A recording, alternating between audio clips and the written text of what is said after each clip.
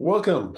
Welcome to the second webinar in our three-part series on the true cost of free Java runtimes. Today, we'll be talking about the real TCO of free Java. So my name is Dana Crane. I am the Product Marketing Director here for Platform Core, and today I'm joined by Simon Ritter, our Deputy CTO and Java Champion. Say hello, Simon. Good morning, good afternoon, good evening, depending on where you are. All right, we've got a little bit of housekeeping to get through. Everybody will receive a recording of the video. It'll all be sent out to you guys when we finish this. We'll also be taking some questions at the end of today. So if you've got any questions, please just pop them into the Q&A panel. We'll save some time at the end to go through those. So today's agenda, we'll be talking about the current Java security landscape and how that increases costs for organizations depending on the free versions of OpenJava JDK you're using. We'll also discuss the kinds of business risks you may not be aware of when it comes to running OpenJDK without a safety net. And there's going to be some implications for regulatory compliance as well, so we'll go through those. Simon, you want to kick us off? Okay, right, great, thank you very much. Yes, the realities of Java security. So if we look at the first slide here, what we need to understand is that Java is 30 years old. It literally is now 30 years old.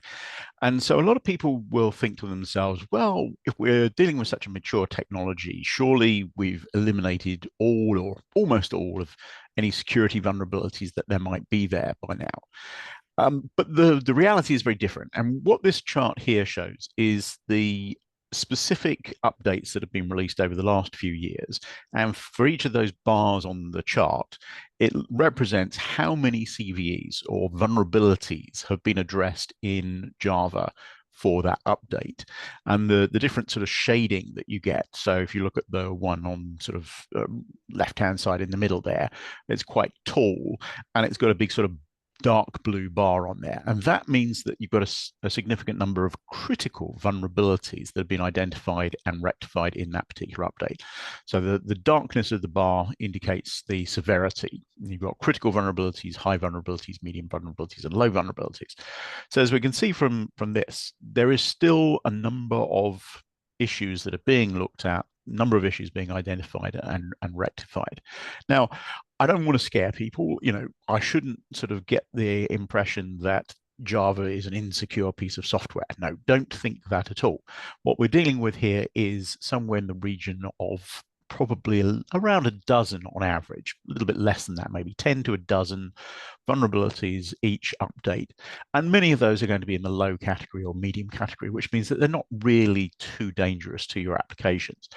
But there are some which are going to be high and critical vulnerabilities occasionally, which means that you do need to update your systems to prevent those systems from being exposed in a way that people could exploit and steal data or create a denial of service attack or something like that.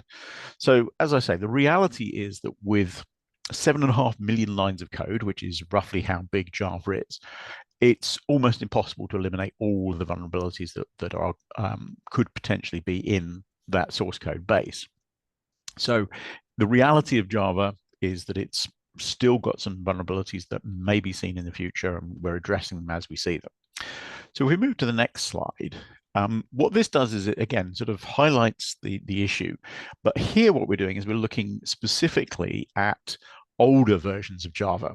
And this is the reality, which is that there are still a lot of people out there who are relying on older versions of Java. They've got applications that have been around for, well, probably 20 years now is the reality of that. So you've got 20-year old applications still running on JDK 6, still running on JDK 7. Now, those are the oldest versions that have been open sourced.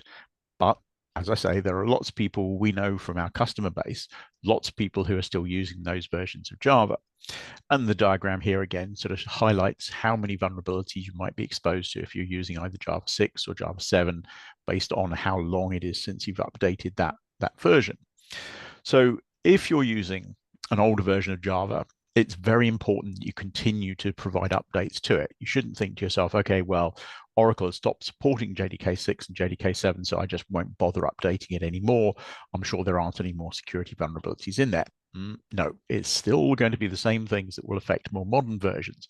Okay, they might not have all the features that the modern versions have, but there will still be situations where you could get a vulnerability and therefore your system could be exposed again to people hacking, stealing data, and creating a denial of service attack. So if we move to the next slide, what we see here is the danger that you might be exposed to. And this is where we're talking about when a vulnerability is identified. We have what are called zero-day vulnerabilities. And a zero-day vulnerability means that a vulnerability is identified and exposed immediately. So somebody publishes details about this vulnerability before the developers of the software that that vulnerability contains have a chance to look at that problem and issue a patch for it. Because what we really want, and this is what happens most of the time, is that these vulnerabilities are identified by security researchers or the developers themselves. And then the developers can look at this, they can identify how to rectify that problem, issue a patch. And when they issue the patch, that's when they reveal the details about that vulnerability.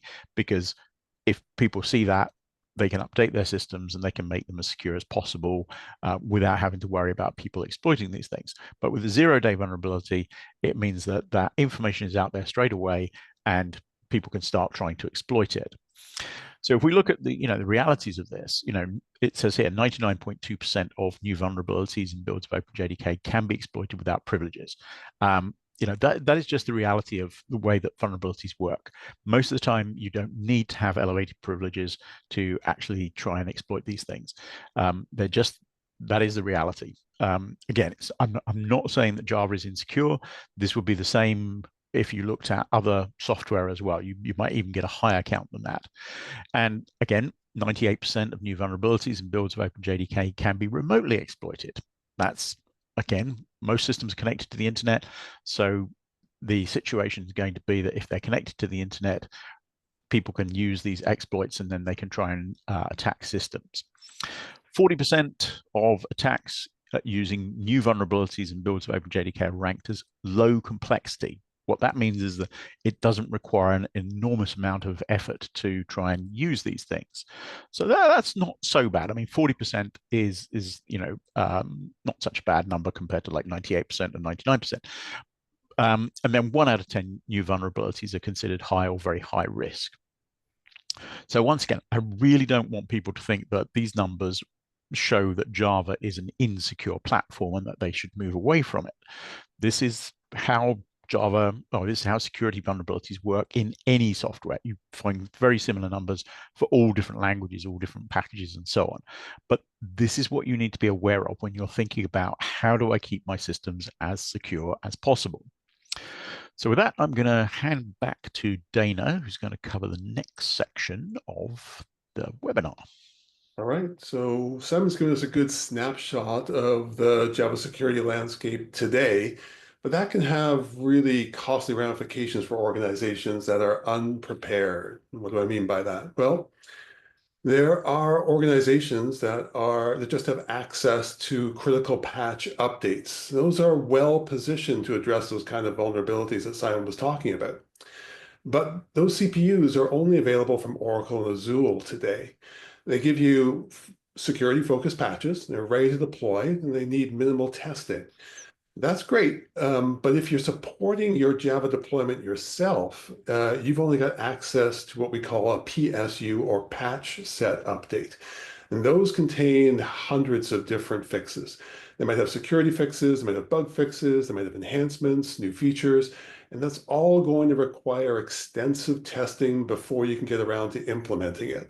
That means there's a pretty large window for hackers to get in and start mucking about. Keep in mind, right, the mean time to exploit a vulnerability has been steadily decreasing, excuse me, for the last 32, since 2018, when it was 32 days. 32 days was the mean time to exploit a vulnerability. In 2023, that was already down to just 5 days. And that's because of the help of a lot of AI-based tooling. Last year, Cloudflare was able to report a mean time to exploit of as little as 22 minutes. PSUs definitely can't help there. Here's a good example of how things can go wrong, not only with the fact that there are hackers out there, but the fact that PSUs sometimes arrive unstable. And this is a good example here, the July 2022 update, where we had a PSU that was trying to close out three vulnerabilities. So there are three vulnerabilities rated high, and this patch set update came with a patch for each of those vulnerabilities. But when companies deployed that patch set update, depending on their configuration, what they started to experience was a lot of crashes of their JVM. And that was most prevalently seen with a version of Java 8, Java 11, and Java 17. So those companies were forced to roll back that patch set update. But the details around those three high severity vulnerabilities were already made public. So that gave the hackers kind of a head start because it took the community almost 4 weeks to resolve those issues with that PSU.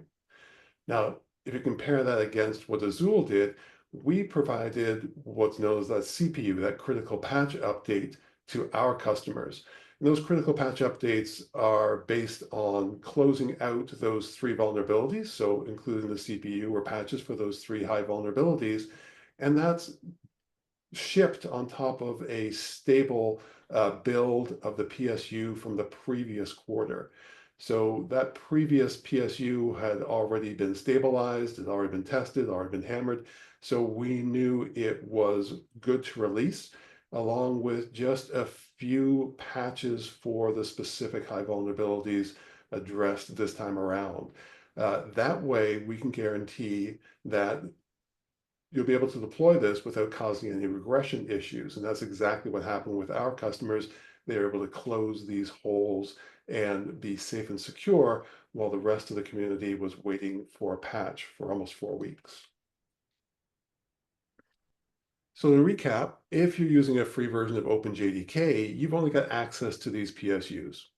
It's only Azul and Oracle that can give you that secure-based solution on CPUs, as well as out-of-cycle updates as well. So those are going to be necessary for what Simon was talking about when he talked about zero-day exploits. Those are uncommon, but they do occur. And if you can't close those vulnerability gaps, what you're going to be doing is making it more easy for hackers to do a security breach against you. IBM has talked about in a report, they usually release one every year in 2024, their latest report showed that it was almost $5 million in cost to organizations to overcome a security breach. And that's due to downtime, that's due to churn, that's due to reputational costs, other costs as well. But if you're in the US, that's more like $10 million. And if you're a healthcare industry within the US, that's actually closer to $20 million. So these all add up. But there's other business risks than just security breaches. I'll let Simon talk a little bit more about those. Okay, great. Yes. So yeah, if we look at the business risk costs, so if we can move to the next slide. Yes, so there's three different aspects that we can look at here. So Dana mentioned the idea of zero-day vulnerabilities, and I already talked about that in terms of what a zero-day vulnerability is. But we've seen examples of this. So January 2025, just this year, there was a vulnerability that was identified in JavaFX, which is part of what was part of the OpenJDK project. Used to be shipped with the Oracle JDK, is now a separate part of that. But that had a zero-day vulnerability in it. And what we didn't see was the community producing a patch for that straight away. So it took time for that to be developed. Now, what we did at Azul, we had customers who were using JavaFX. Because this was identified as a zero-day vulnerability, we immediately set about developing a fix for this, and we made that available to our customers so that they could maintain the maximum level of security for their systems. in that case. So this is one of those things where if you want to ensure that you've got that maximum level of security, you need to have somebody who can take control if vulnerabilities are reported out of cycle and if they're reported in a way which means that there isn't immediately a fix available for it. So that is a very critical part of keeping your system secure. The other thing is this idea of regressions, which are introduced by situations in terms of what Dana was talking about with the PSU versus the CPU. CPU effectively only includes the security vulnerabilities for that update. So it's a very small set of changes, whereas the PSU is the security vulnerabilities plus all the other changes, which are bug fixes, performance improvements, and so on. And again, what we've seen here is a situation where there have been mission critical applications which have suffered a regression, and that regression hasn't been one that has affected a large number of applications. So in that situation, even though it's one that is not a zero-day vulnerability, you still have this situation where if you've got an update which only affects a regression that only affects your application, it doesn't affect other people's, the community isn't going to be fixing that very quickly, if at all. So again, having Azul providing support for this means that we can deliver on that, and we can say, right, well, we see that there's a regression that affects your application. We can then figure out how to address that. We can then produce a patch, out of cycle, backport anything that needs to be backported for that, and then deliver on that. And then again, we've got an example here where we had a functional regression for a particular customer who had a very rare bug in their system. And again, we fixed that for them and made sure that their systems were able to install the security patches, maintain that level of security without being affected by the instability of that regression. So we've moved to the next slide. So if we look at the different sort of risk that we can see and how we can mitigate against that, obviously stability is the key one. So if there's a change which is introduced in an update which affects your application, then that's something that needs to be looked at. If you have access to the CPU and the PSU, we've never seen a CPU that's been affected by one of these regressions. Whereas in terms of the PSUs, the full updates, we see roughly 1 in 4 which have something that's introduced as a bug fix or a performance improvement, which will then have a regression against something. Now, it could be a very widely used package. We've seen things like Hadoop cluster, Solar, Lucene be affected by these things, in which case you'll see a response very quickly from the community. But if it's not something that's affecting a large number of users, as I say, it could take a long time, if ever, to see the regression being resolved. The other thing is, second thing is SLA violations. So how do you deliver on your application? How do you make sure that you can get the service level agreement that you have for your systems? What we can do is we can have our support organization deal with situations where, again, if you have a problem that only affects your application, we can root cause that, we can produce a resolution to it, and then deliver that to you. And we can do that within a guaranteed service level agreement. So we will address that problem. You don't get that if you're running on an unsupported OpenJDK. It's best of luck with putting something on a forum and hoping that somebody fixes it. And then incident response, the ability to have that support organization who can do the root cause analysis, produce patches, and upstream them into the OpenJDK project. Again, you won't have that with unsupported OpenJDK because it isn't supported. And if we move to the next slide, yeah. So the key takeaway from this is that, if you don't have a support organization behind you that can help with these security issues and the stability issues that could be as a result of the security updates or the PSUs, then you're going to get unhappy customers with these the SLA violations, unstable applications potentially that could be long-running problems where you're not able to install a security patch because of that regression. So you're effectively running less secure applications than you could do, even though you've got access to the update. And that will all impose additional business risk on your systems. So with that, I'm going to hand it back to Dana, who's going to talk about compliance. Right. So non-compliance costs. No matter where you're located around the world or which industry you're in, it's very likely that you are subject to both government legislation and industry regulations. I'm going to talk a little bit about the different regions that we typically see since we're a global company. Let's start off in North America. So North American companies, lots of government legislation, lots of industry level regulations as well. So let's take an example, right? So if you happen to be a publicly listed software provider to the US government, that's going to come with a lot of cybersecurity requirements. First of all, because the US government is now maintaining a what they call a KEV, a known exploited vulnerability database, you've got to be ready to remediate. In fact, if they discover a known exploited vulnerability that is a not a theoretically exploitable vulnerability, but one that they know has already been exploited in the wild, if you find a critical known exploited vulnerability in your software, the remediation timeline could be as little as 4 days. PSUs would be very hard to meet that kind of timeline. This again is a great reason why CPUs are a great way to address these tight remediation timelines. But I also said you were a publicly listed company. So if you are subject to SEC filings, then you've got to submit your cybersecurity plans to the SEC, and then you've got to follow them and demonstrate that you follow them. What the SEC is trying to do is make sure that you are not putting your investors at risk. And they've shown themselves very willing to sue companies that don't adhere to their cybersecurity plans. Of course, you know, sometimes that can just be cost of doing business. But what has recently developed is that the SEC will start suing the executives within the company for their personal assets. In fact, that's exactly what happened with the SolarWinds CIO, who went to court to try and defend himself because he was being sued directly by the US government, essentially. Now, in EMEA, they're also very strict around their regulations. And I think the most common one we've seen, certainly one that's been around for quite a while, is the General Data Protection Regulation, or GDPR. Now, data breaches under GDPR must be reported within 72 hours of becoming aware of them.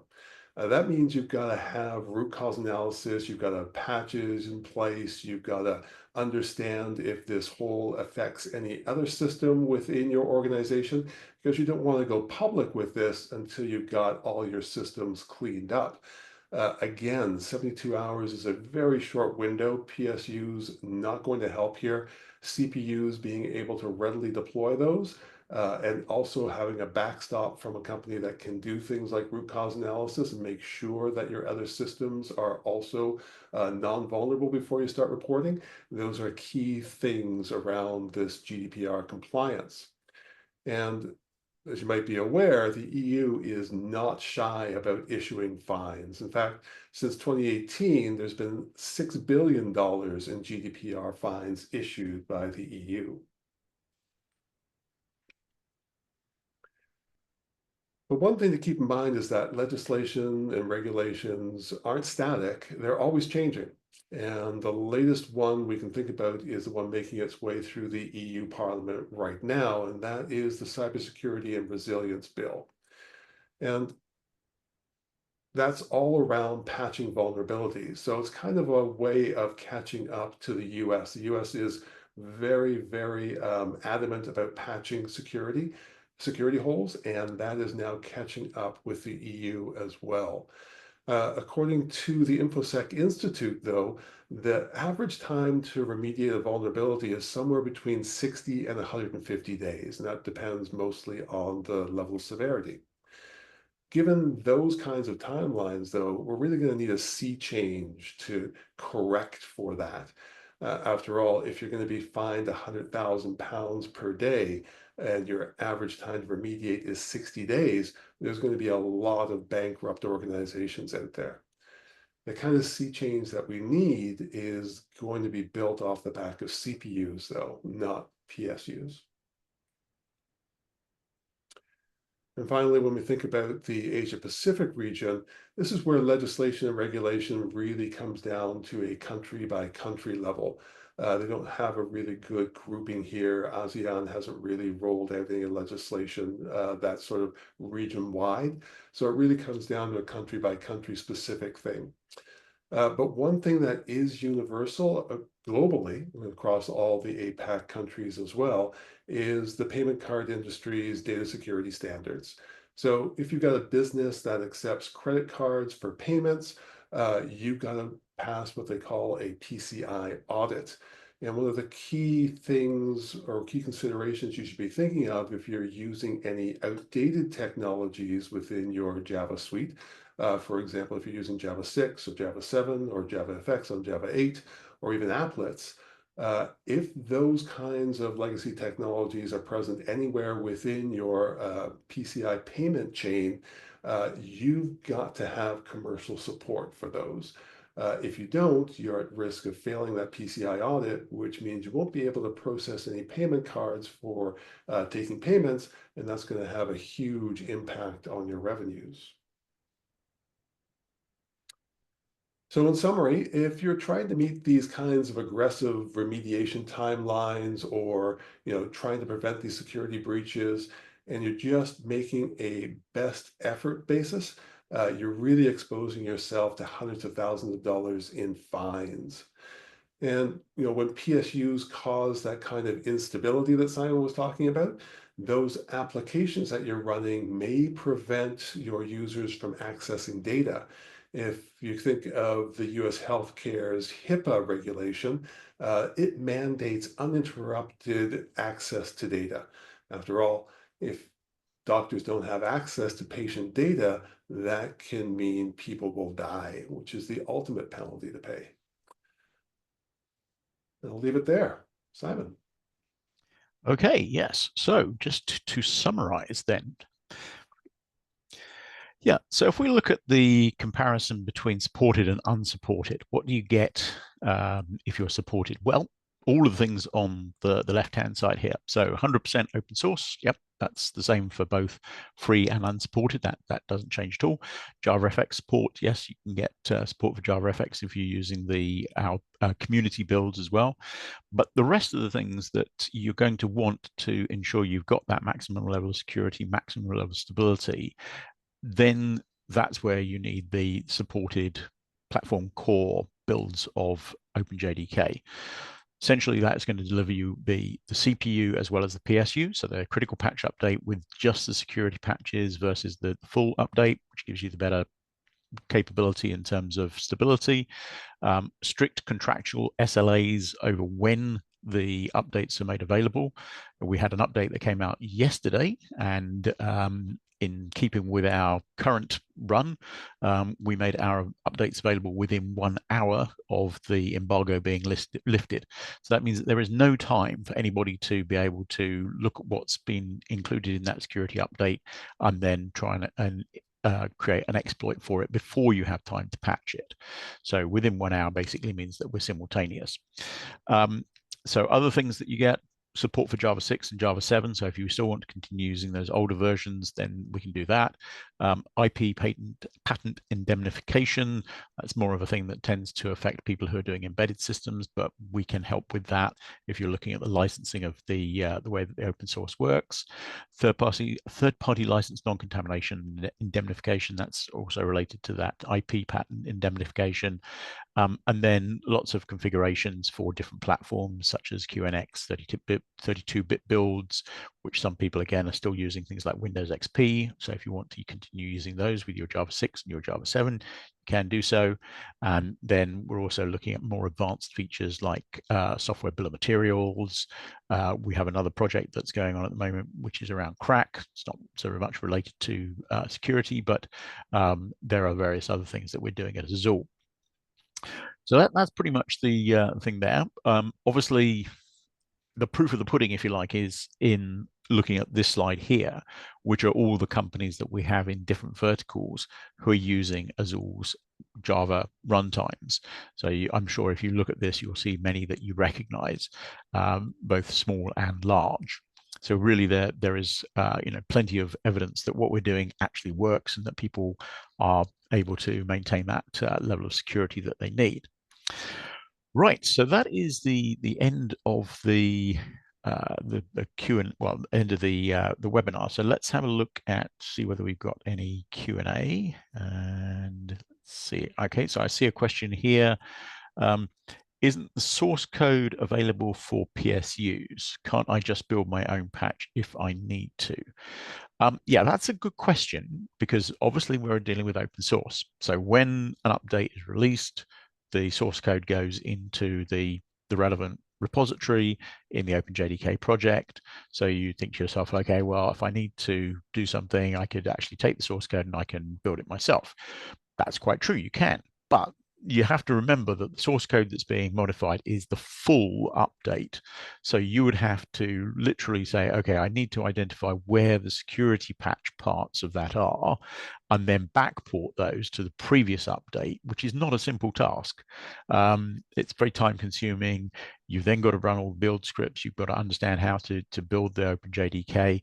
And more important than that, if you really want to ensure that what you've done is correct, you also need to run what's called the TCK. That's the Technology Compatibility Kit.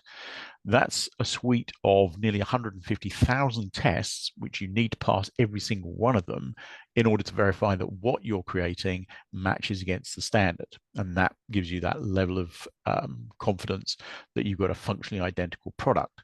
So if you are making your own builds, it's really important that you run that TCK to ensure that what you're getting is what you need to run your applications, because if you make a mistake, you might just as well be introducing a bug yourself. So yes, although the source code is there, you could try and build it yourself. It's not going to be something which is really sort of a viable option in terms of addressing some of the problems that we've been talking about here.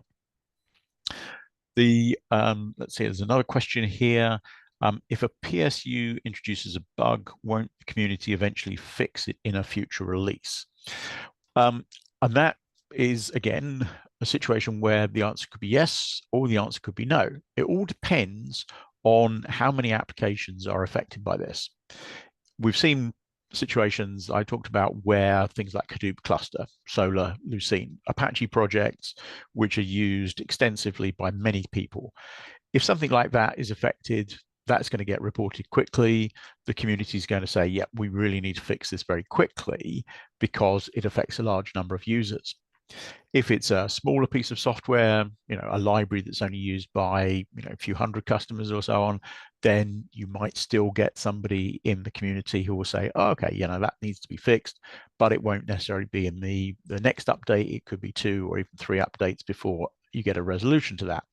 But what happens if you are the only application that is affected by this? Could happen because the way that your application works could be different to everybody else's, most likely is.